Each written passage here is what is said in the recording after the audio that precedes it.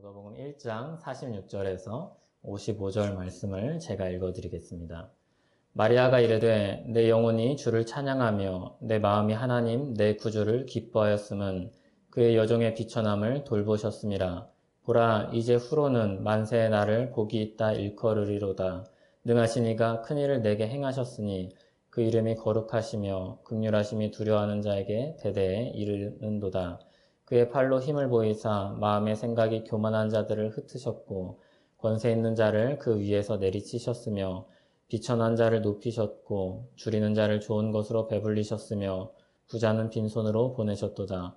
그 종 이스라엘을 도우사 긍휼히 여기시고 기억하시되 우리 조상에게 말씀하신 것과 같이 아브라함과 그 자손에게 영원히 하시리로다 하니라.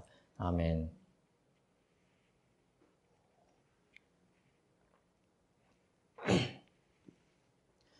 이 시간 주님의 은혜가 우리와 함께하길 소원합니다.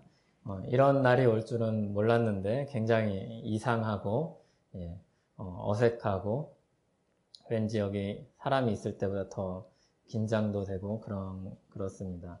오늘 본문은 마리아의 찬송시입니다. 마리아의 찬송시는 아마 성탄절 때 주로 이제 다루는 본문일 텐데 또 오늘은 이 마리아의 찬송시를 조금 다른 측면에서 또 같은 내용을 담은, 같은 복음을 내용을 담은 말씀으로 같이 나누려고 합니다. 이 마리아의 찬송이 여러분에게 어떻게 느껴지는지 모르겠습니다. 이 찬송시를 읽었을 때 또는 들었을 때 어떤 느낌인지, 그냥 아름다운 찬송이다, 주님의 구원의 은혜를 찬송했구나, 아니면 좀 어려운 내용을 담고 있구나, 이렇게 생각할 수 있겠습니다. 그런데 어떤 사람들은 이 마리아의 찬송시를 듣고 혁명적인 노래로 이해를 했습니다. 그래서 오늘 제목도 혁명의 노래라고 붙여보았습니다. 한때 영국이 인도 제국을 지배하고 있었던 때가 있었습니다. 1877년에서 1947년 그때 영국이 지배하던 그런 시기였습니다. 영국이 지배하던 시기가 끝나갈 무렵에 잭 윈슬로우라는 선교사가 인도에서 활동을 하고 있었다고 합니다.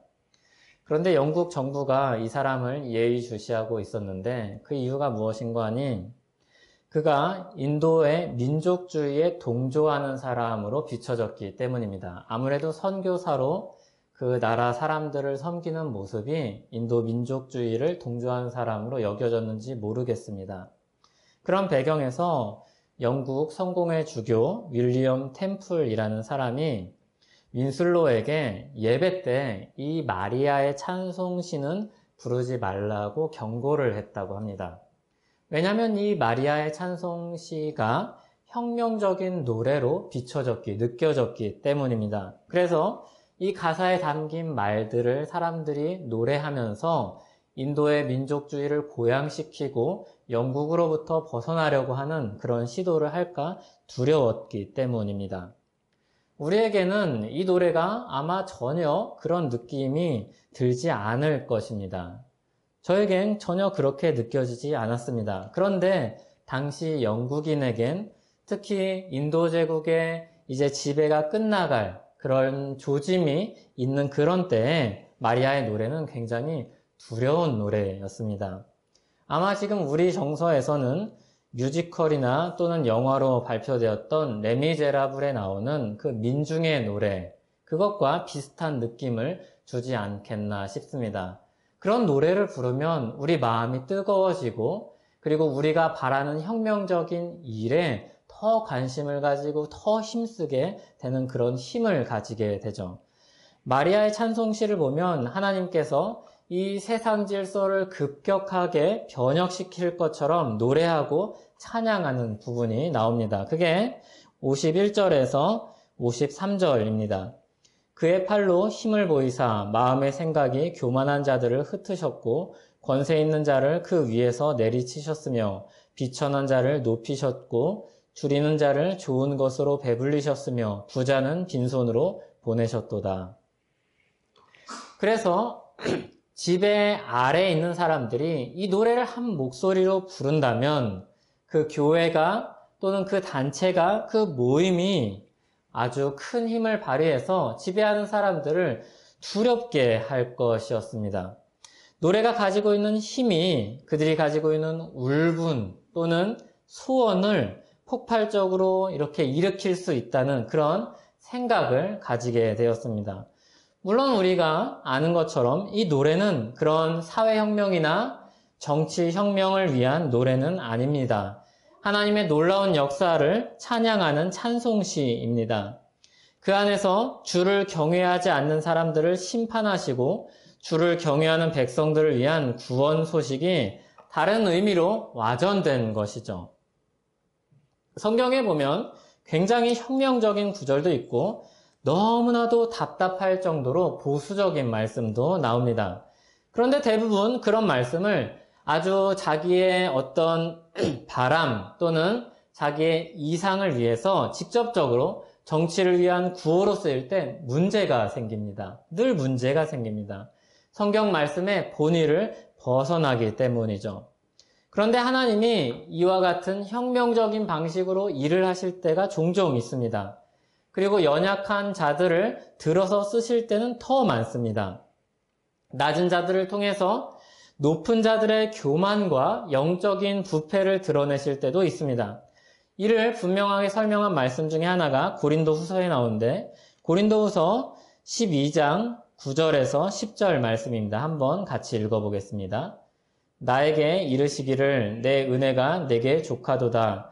이는 내 능력이 약한 데서 온전하여 짐이라 하신지라. 그러므로 도리어 크게 기뻐함으로 나의 여러 약한 것들에 대하여 자랑하리니 이는 그리스도의 능력이 내게 머물려 함이라. 그러므로 내가 그리스도를 위하여 약한 것들과 능욕과 궁핍과 박해와 공고를 기뻐하노니 이는 내가 약한 그때의 강함이라. 아멘. 바울이 자신에게 있는 육체의 가시를 떠나가게 해달라고 간절하게 3번이나 기도합니다. 그런데 바울이 깨닫게 된 것은 무엇이었습니까? 그게 너무나도 괴롭고 불편한 것이지만 하나님이 자신을 자만하지 않도록 주신 안전장치라는 겁니다. 그래서 불편한 것인데 자기를 위한 것이라는 것을 깨달은 것이죠. 게다가 그 약함 속에서 일하시는 하나님으로 말미암아서 오히려 강해진다는 겁니다. 주님의 역사가 더 드러난다는 것이죠. 자신의 약함으로 인해서 주님께 더 큰 영광을 올려드릴 수 있다는 이야기입니다. 그래서 바울이 자신에게는 부끄러움이 될 수도 있고 또 자신에게 불편함이 될 수도 있는 이 육체의 가시를 받아들이기로 합니다. 아니 거기서 더 나아가서 그것을 자랑하기로 합니다. 기뻐하기로 합니다. 거기서 더 주님이 드러나고 거기서 더 주님의 능력을 경험하기 때문입니다. 이 말은 그냥 게으르게 살겠다, 자포자기하겠다, 대충 살겠다 그런 말이 아닙니다. 온 힘을 다해서 주님을 위해서 헌신하지만 수고하지만 자기 약함을 받아들이고 역사하시는 하나님을 발견하고 더 드러내는 그런 삶을 살겠다는 겁니다. 하나님은 이처럼 연약한 자, 자격이 없는 자를 쓰실 때가 많습니다. 마리아 역시 그런 사람 중에 하나였습니다. 마리아는 특별한 사람이 아니었습니다. 평범했습니다. 곧 결혼할 그냥 어린 여인이었습니다. 평범한 가정을 꾸리고 주 안에서 아름다운 가정을 꾸리고자 했습니다. 예수님을 낳을 계획을 세웠다든지 메시아를 키워서 이스라엘을 다시 살리겠다든지 그런 계획은 전혀 없었습니다. 헤롯이 왜 예수님을 찾지 못했을까요? 그런 생각해 보신 적 있나요? 헤롯은 어디서부터 예수님을 찾기 시작했을까요? 헤롯은 아마 이스라엘의 왕이 났다고 했으니까 위에서부터 아래로 찾아보지 않았을까요? 헤롯이 왜 예수님을 못 찾았을까요? 설마 저 밑에 있는 아이들까지 찾아보았을까요? 그냥 한 명령을 내렸을 뿐이죠. 이스라엘 왕이 태어났다는 소식을 헤롯이 들었을 때 누구부터 의심을 했을까요? 어디부터 뒤지기 시작했을까요? 처음에 헤롯에겐 아마 저 아래에 있는 일반인들은 주목하지 않았을 것입니다. 눈에 들어오지 않았을 것입니다. 마리아는 평범한 사람이었습니다. 어쩌면 이것이 하나님의 섭리였는지도 모릅니다. 하나님은 마리아를 선택하셨고 특별한 일에 동참하게 하셨습니다. 그리고 마리아가 노래한 대로 비천한 자를, 아주 그냥 평범한 사람을 주님의 큰 일을 위해서, 주님의 놀라운 역사를 위해서 쓰시는 그런 은혜를 베푸셨습니다. 거기에 동참하게 하셨죠. 마리아는 여기에 감격하고 놀라고 감사함으로 주님을 찬양합니다. 평범한 사람 이 마리아가 처음 소식을 들었을 때 얼마나 놀랐는지 모릅니다. 그는 두려워했습니다. 천사가 한 인사를 듣고 나한테 왜 이런 인사를 하실까? 그것만으로도 충분히 두려웠는데 천사가 전하는 소식을 들어보니까 너무나도 충격적인 겁니다. 미혼의 남자를 모르는 자신이 아기를 낳는다는 겁니다. 게다가 그 아기가 이스라엘의 왕이며 메시아라는 겁니다.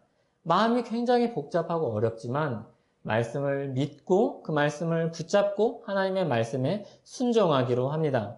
그럼에도 이 마리아가 그 말씀을 듣고 떠날 때 가장 먼저 확인하고 싶었던 것이 무엇입니까? 누가복음의 말씀을 따르면 가장 먼저 확인하고 싶었던 건 자신이 들었던 이야기, 먼저 은혜를 입은 자, 이미 6개월 전에 먼저 은혜를 입은 자, 자기 친척 엘리사벳에게 가서 그 기적이 진짜인지 확인하고 싶었던 겁니다. 그 가정에 아기가 생긴 지 6개월이 되었다는, 아이를 낳을 가능성이 전혀 없는 그 가정, 자신도 아는 그 가정에 아기가 생긴 지 6개월이 되었다는 그것을 눈으로 보고 싶었던 겁니다. 그래서 누가복음 1장 39절에 보면 마리아는 빨리 엘리사벳이 사는 동네로 달려갔습니다. 빨리 이렇게 기록을 하고 있습니다. 그런데 지도를 보면 사실 나사렛이랑 유대 동네는 가깝지가 않습니다. 대략 100km 전후입니다. 굉장히 멀죠. 걸어서 갔다면, 그 당시 사람들의 여행하는 방식으로 갔다면 학자들은 3, 4일은 좋게 걸렸을 것이라고 이야기합니다. 3, 4일을 달려가는 겁니다. 물론 마라톤 선수도 아니고 철인 3종 경기하듯이 계속 달려갈 수는 없겠죠. 그런데 조급한 마음으로, 빨리 확인하고 싶은 마음으로, 간절한 마음으로 그 길을 바로 옆집에 가서 확인한 것처럼 누가복음은 기록을 하고 있는 겁니다. 마리아는 마음이 간절합니다. 말씀을 듣고 믿었지만, 순종했지만 눈으로 보고 확인하고 싶습니다. 그리고 마리아가 사가랴의 집에 이릅니다. 엘리사벳을 만납니다. 배가 어느 정도 불러 있었는지 모르겠습니다. 엘리사벳의 뱃속에 있는 아기가 그 마리아를 만나고 뛰놉니다. 엘리사벳이 성령의 충만함을 받아서 마리아와 그 아기에게 복이 있다고 선언을 합니다. 나이가 지긋한 엘리사벳의 말을 듣고 환대하는 그런 상황 속에서 마리아는 적잖은 위로와 힘을 얻었을 것입니다. 이 모든 일이 하나님의 역사였죠. 성령 하나님이 철저하게 이 일들을 만들어 가셨음을 누가복음은 굉장히 상세하게 기록합니다. 곳곳에 성령 하나님의 그런 역사를 기록하는 것이죠.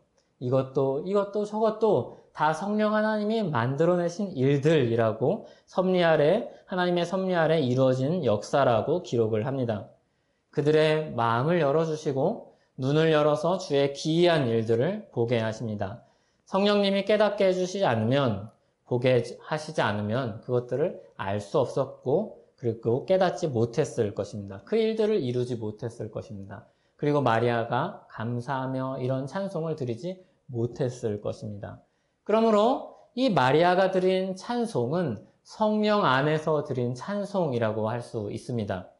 사실상 우리가 주님 앞에 드리는 모든 찬송과 예배는 성령 안에서 드리는 찬송입니다. 믿음으로 드리는 모든 예배와 찬송은 성령 안에서 드리는 찬송입니다.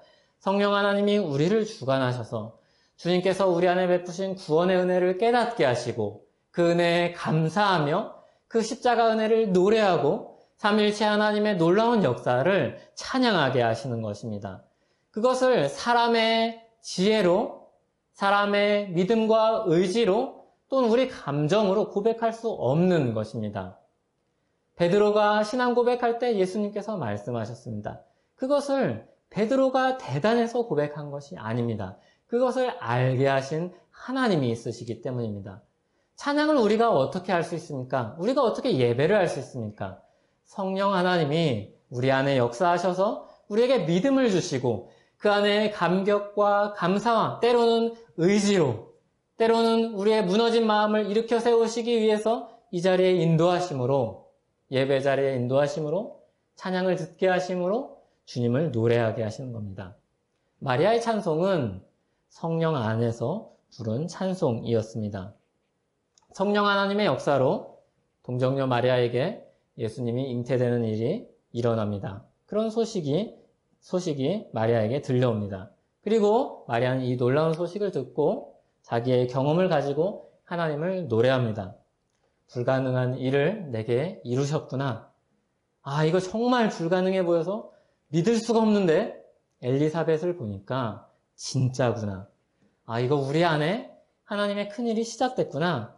성령 하나님이 이 놀라운 역사를 깨닫게 하시는 겁니다. 그리고 성령 안에서 이 부르는 노래가 오늘 본문입니다.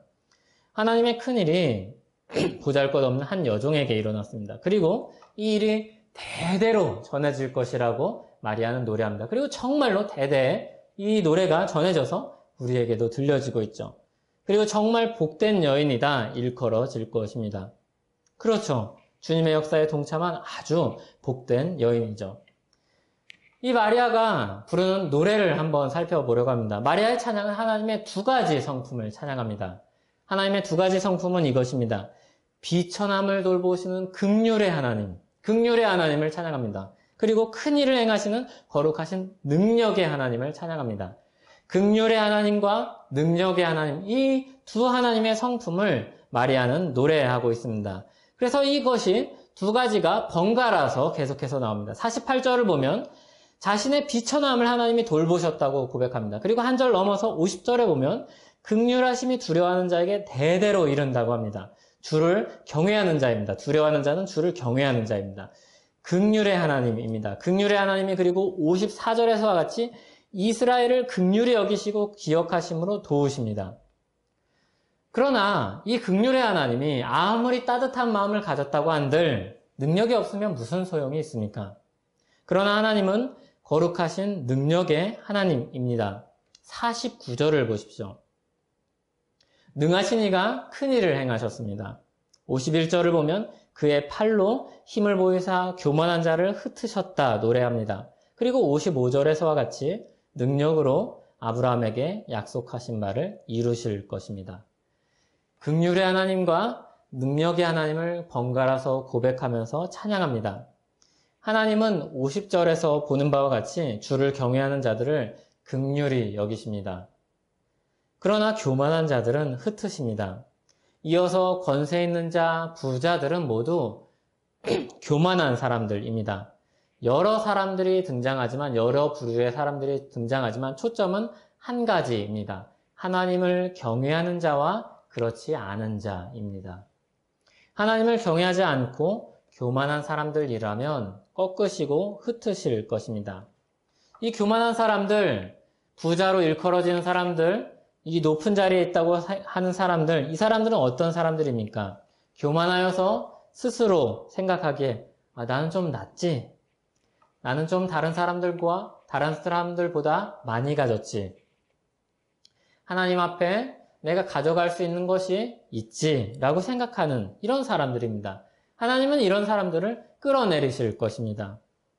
그러니까 이와 같은 기사가 혁명적으로 느껴진 것은 어쩌면 당연한 것입니다. 그런데 초점이 좀 다르죠. 굉장히 혁명적이고 부자들을 끌어내리겠다, 높은 자들을 끌어내리겠다 이야기하지만 이 초점은 사회 전복을 위한 역전이 아닙니다. 정치적인 견역을 위한 그런 개혁이 아닙니다. 주를 경외하는 자들과 그렇지 않은 자들을 하나님이 대하시는 방식이요. 그리고 그들을 향해서 하나님이 베푸시는 구원이요 심판입니다. 그들에게 적극적으로 이루실 일을 말씀하고 있는 겁니다. 주를 경외하는 자들에게는 하나님은 긍휼을 베푸실 것입니다. 그러나 계속해서 하나님을 거부하고 끝까지 거부하는 사람들은 주님께서 끌어내리실 것입니다. 심판하실 것입니다. 자신의 영혼이 가난하고 줄이고 있음을 아는 사람들에게는 하나님이 긍휼과 능력으로 채워주실 것입니다. 주님이 이렇게 말씀하셨습니다.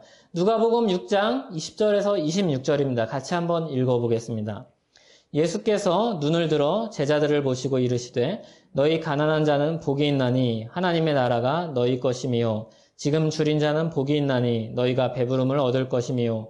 지금 우는 자는 복이 있나니 너희가 웃을 것이미요. 인자로 말미암아 사람들이 너희를 미워하며 멀리하고 욕하고 너희를 이름을 악하다 하여 버릴 때에는 너희에게 복이 있도다. 그날에 기뻐하고 뛰놀라. 하늘에서 너희 상이 큼이라. 그들의 조상들이 선지자들에게 이와 같이 하였느니라. 그러나 화 있을진저 너희 부요한 자여 너희는 너희의 위로를 이미 받았도다. 화 있을진저 너희 지금 배부른 자여 너희는 줄이리로다. 화 있을진저 너희 지금 웃는 자여 너희가 애통하며 울리로다. 모든 사람이 너희를 칭찬하면 화가 있도다. 그들의 조상들이 거짓 선지자들에게 이와 같이 하였느니라. 아멘.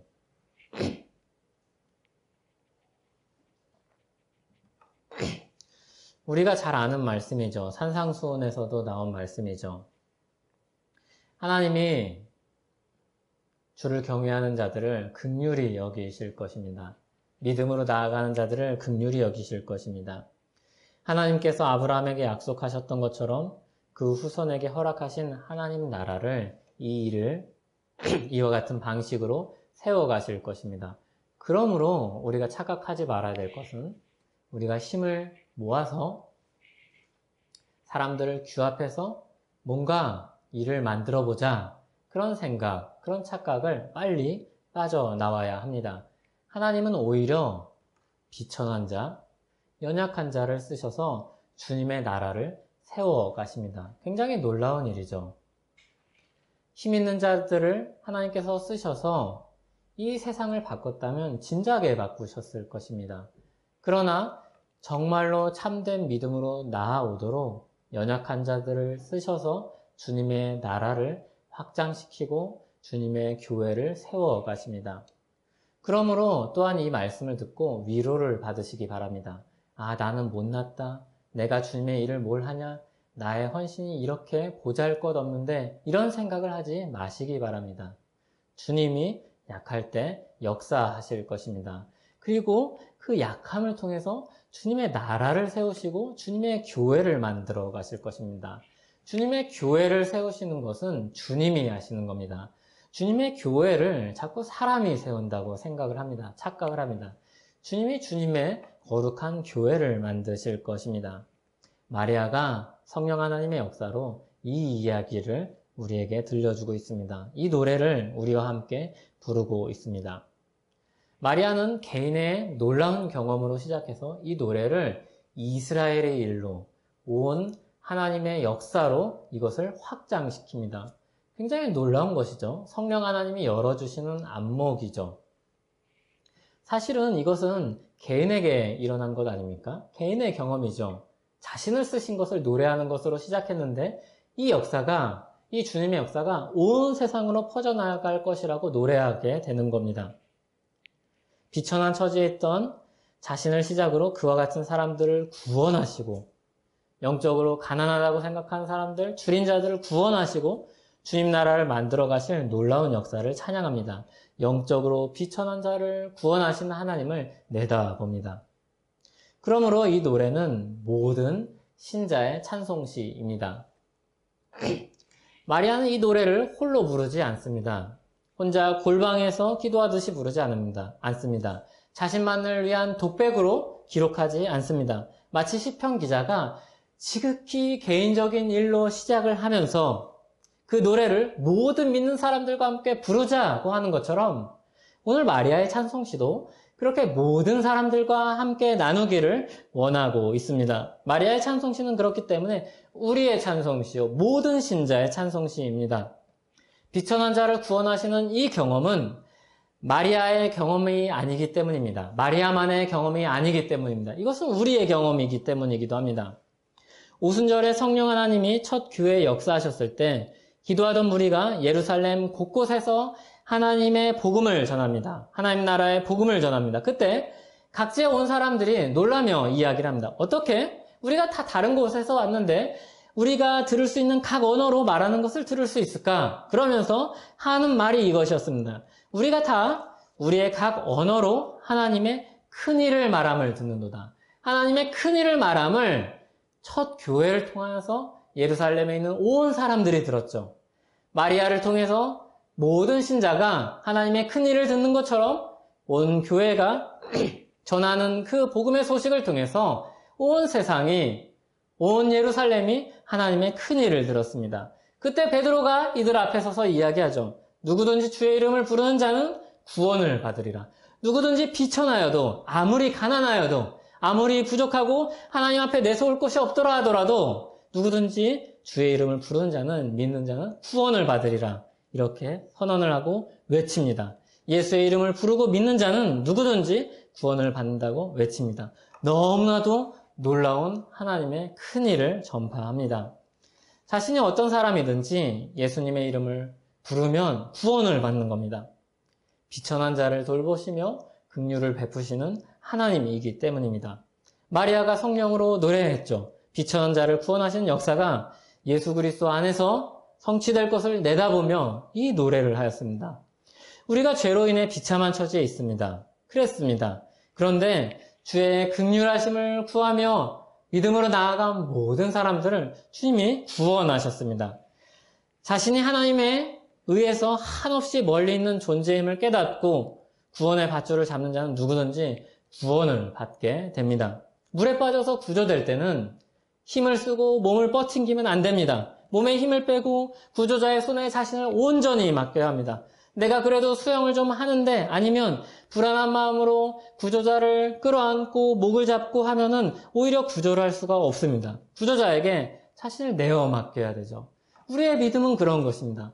주님, 내가 구원받을 수 있는 근거가 내 안에 없으니 주님 나를 온전히 주께 맡겨드립니다. 예수 이름 외에, 예수 그리스도의 십자가 외에 내가 주님의 구원의 은총으로 들어갈 수 있는 길이 없으니 주님 나를 붙잡아 주시옵소서. 자기 영적 비참함을 인정하고 긍휼을 구하는 사람의 태도로 나아갈 때 긍휼의 하나님이, 능력의 하나님이 우리를 구원해 주십니다. 그 사람은 주의 놀라운 은혜의 역사에 동참하게 됩니다. 그런 사람들이 함께 모여서 찬양하고 예배하는 공동체가 바로 교회입니다. 그런 사람들이 함께 모여서 교제하고 함께 주님의 성전으로 세워져 나가는 사람들이 교회입니다. 지금 우리는 특수한 상황에 일반적이지 않은 방식으로 함께 모여서 예배하고 있습니다. 그러나 이 사태가 진정되면 우리는 다시 모여서 기쁨으로 주님을 예배할 것입니다. 마치 그때는 엘리사벳과 마리아가 서로를 끌어안고 한 성령 안에서 경험한 역사를 가지고 노래하며 찬양한 것과 같은 기쁨과 평안이 있을 것입니다. 베드로가 전한 하나님의 큰일, 즉 복음을 듣고 사람들이 회개하고 예수 그리스도의 이름으로 세례를 받고 죄사함을 받습니다. 교회가 성장합니다. 교회로 많은 사람들이 돌아옵니다. 그리고 성령의 선물을 받습니다.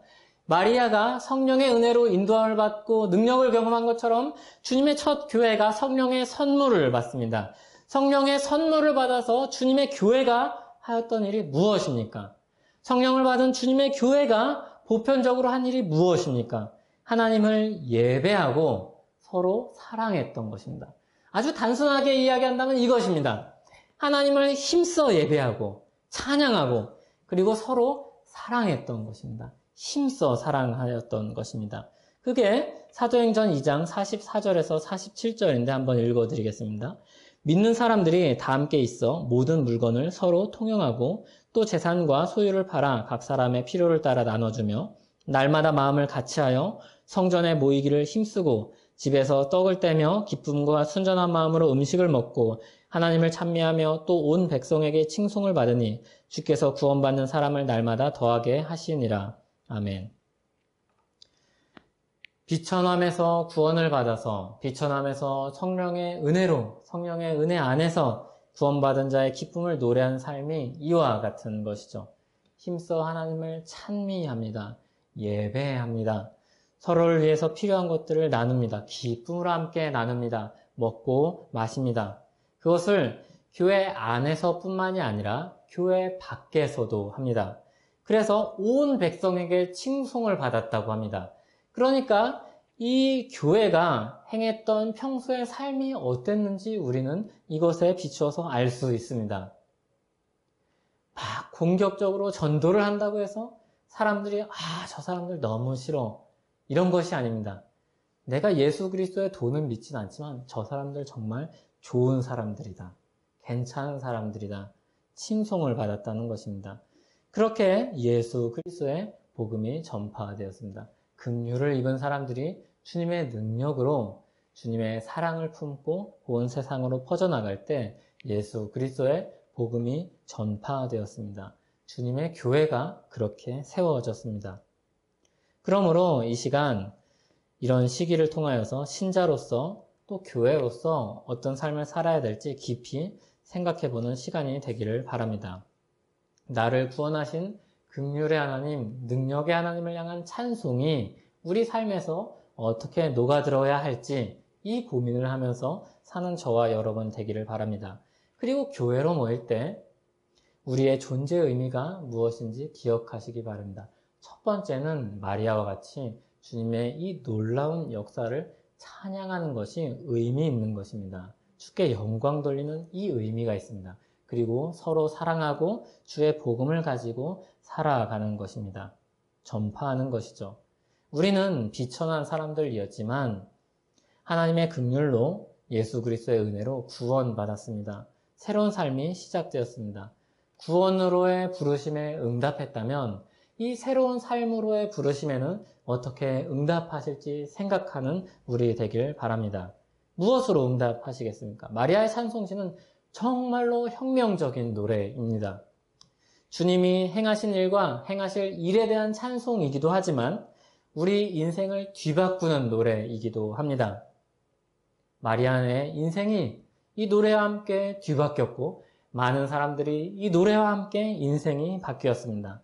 이 노래를 우리 삶 가운데 함께 부르며 살아가는 우리 되길 소원합니다. 기도하겠습니다.